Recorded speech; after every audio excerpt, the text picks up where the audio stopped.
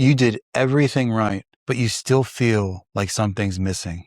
Are you in a relationship with someone that you are willing to die for?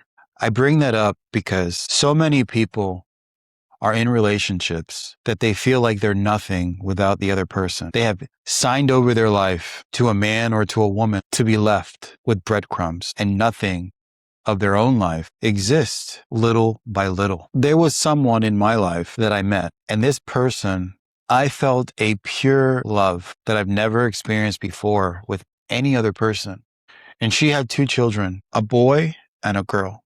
The boy was around 5 years old, and the little girl, she was around 2 years old. When I discovered she had 2 kids, I didn't want to meet them right away because I understand that bringing someone into children's lives, it's something to handle very delicately, carefully, because you never want to bring somebody into your kids' lives that they can grow attached to.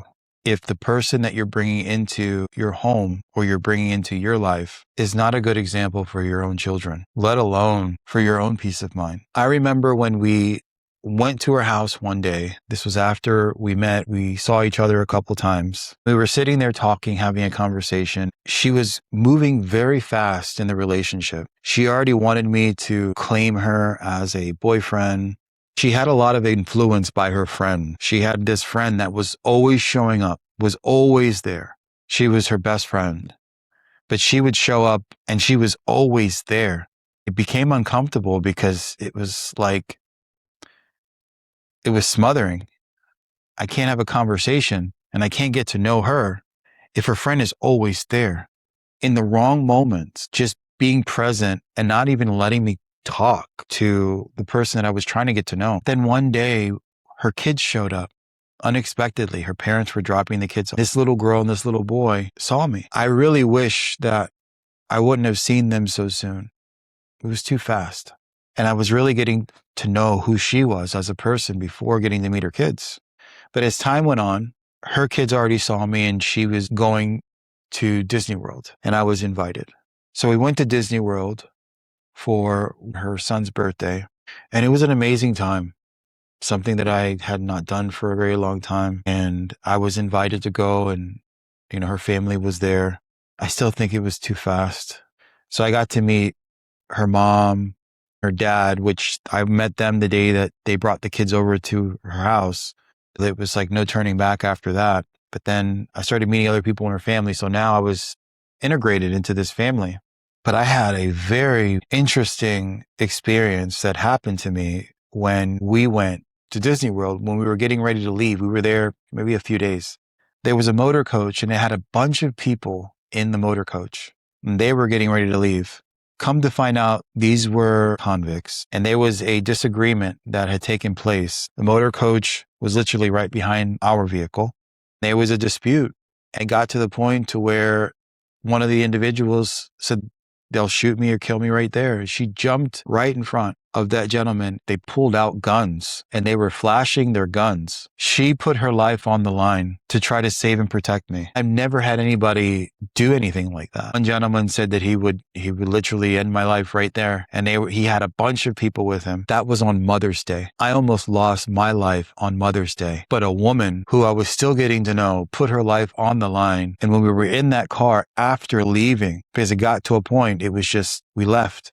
I kept thinking over and over and over again, she must really have this love and care for me. I've never seen anybody do that. And it was on my mind. Like, it made me want to have someone like that in my life that had a heart. But the part about that, separate from that aspect, I began to learn a lot about her psychology. Her psychology was to the point where she would literally do things as if she didn't exist or didn't matter as a person. I would have to tell her, you're just as important. It's not just about me. I would be comforting. I would be supportive. But this was something that was part of her identity, to be with a man that did not work out. But she had that type of mentality. I wouldn't move across the world for someone that I didn't really know, but she would. Very clingy. I think of that rose smothering them to where you have to be with them every moment and every second, not giving time to breathe, no space. But with me, it felt different. And I allowed so many things to slide. One of the things that came up a lot was not being honest, deception. It came up a lot where she would get a phone call and she would lie a lot. And I noticed how she was saying things, telling people, I'll call you right back. And then when the phone would click, I'm not calling them back. I just told them that just to tell them that. And then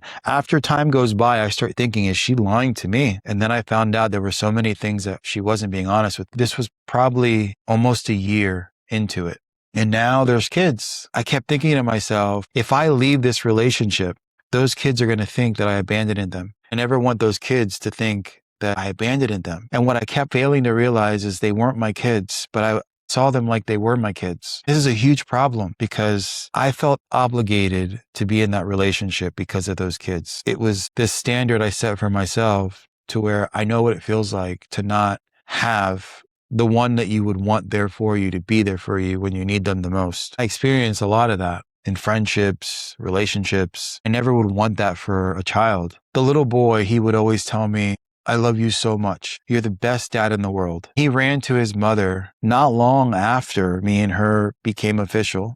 And he was saying, Mom, is that my dad? Can he be my dad? I felt so bad. He didn't have a dad. He had a dad, but he didn't have a dad. And then I filled that role. I stepped into that role. So I became a stepdad. The little girl was the hardest. I always wanted a daughter. And now I have a daughter. So I want to make sure that I do what's right as a father for my stepdaughter. She would always want me to hold her. She always wanted me. She was always wherever I went. She would run into my arms. Daddy, she's very precious. And in that relationship, I lost myself because I felt like in that relationship that I was the father of the children that I had adopted into my life because I wanted to make sure that they were okay, that they were safe. They didn't have to worry. And I made them feel safe and protected. And it was a really good feeling to be able to be there for them.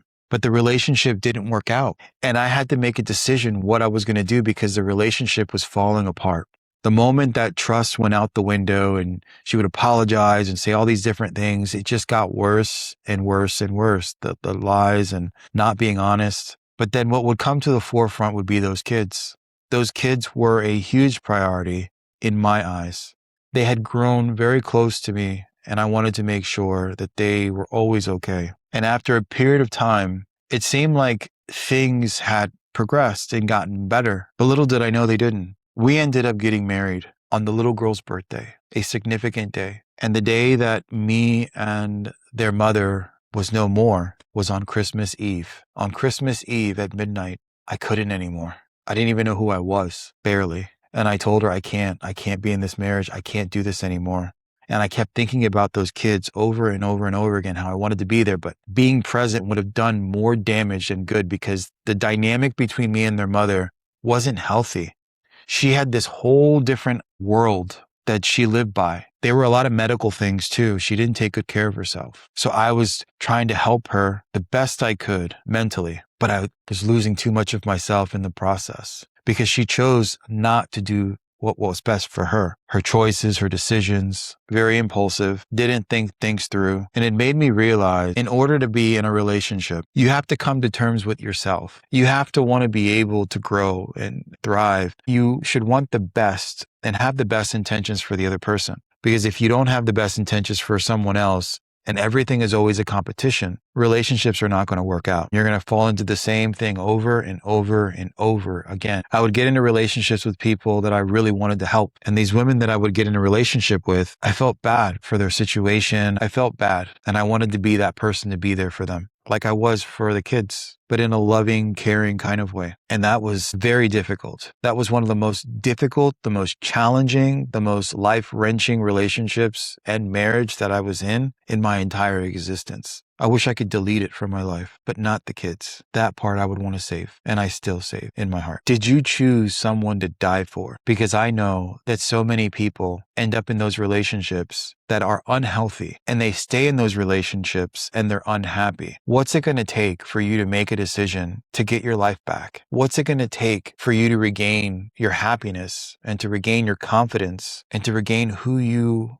truly want to be. The grass is greener on the other side. I will tell you it is, but in the beginning it's not. And the reason why it's not is because it's unknown territory. If you're constantly used to being in a relationship with somebody and you never have space to be able to have time for yourself, then every moment and waking hour, you're spending it with someone else. Then what are you allowing yourself to experience without having somebody attached to every moment and waking hour that you're having? It's a big thing when people get into relationships, but the main factor is children. If you are in a relationship and there are children present, just consider those kids first, because those kids are going to learn. They pick up, they absorb everything that they see. They make decisions based on what they hear and what they see. I would want to know at the end of the day that whatever somebody else's children saw or experienced me being present, I want to make sure that when they get in a relationship, based on the relationship me and their mother had, that they're able to find a healthy relationship and be in a relationship to where they can really grow and thrive with somebody and grow into a nice family, a beautiful family. I've come to realization that it's better to be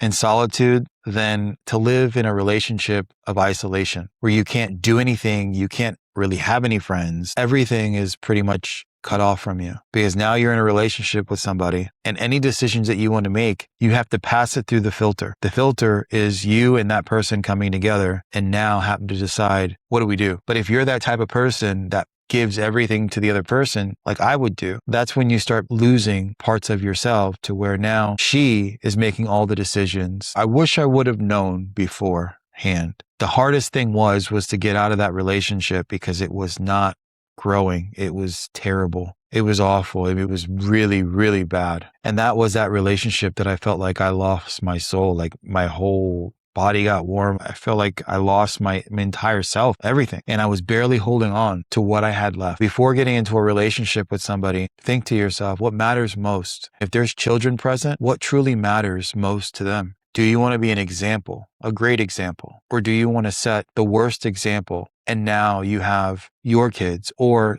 adopted children, stepkids that follow in your footsteps, making those same poor decisions. I know I did it.